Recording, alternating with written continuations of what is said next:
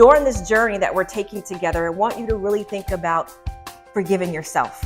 Whatever the story is, right? I want you to take a journey to forgive yourself, because today is a new day and we have a new opportunity to move forward.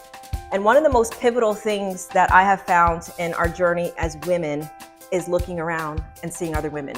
Because when we get to the other side of healing, we need to have a sisterhood. We need to have a tribe of women who understand.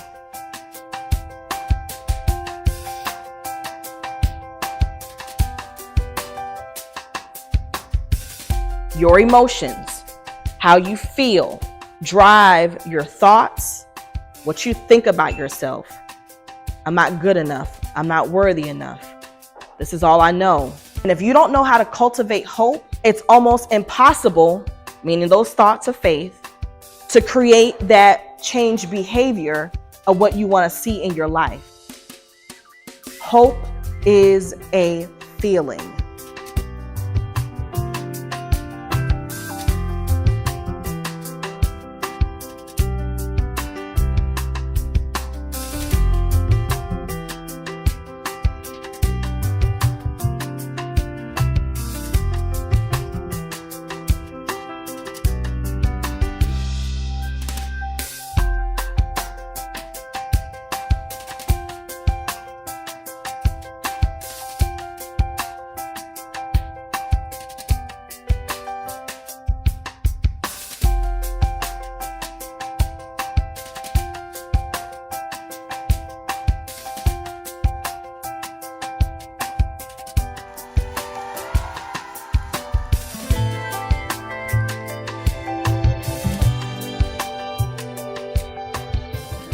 So we have different parts of ourselves that show up throughout our lives.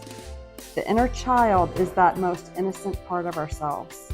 As we do inner child work, we can find that there is more than one inner child inside of us speaking up. The voices represent different sets of needs.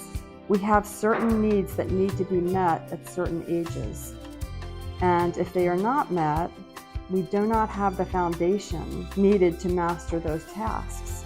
So as that happens, we learn to survive by responding.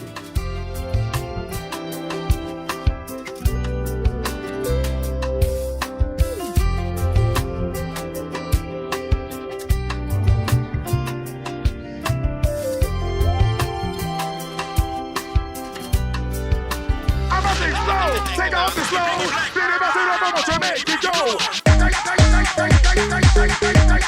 Release the wiggle.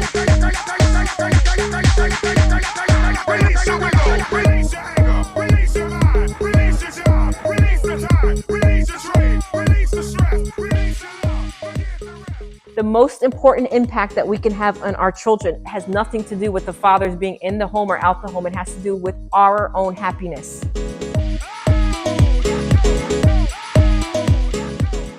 Music may be my language, it may work for me, but for somebody else it could be writing poetry or journaling or exercising and becoming a yoga instructor. Music has given me a way to find the strength when I need it, to find the tears when I need it. I have a song for every stage in my life.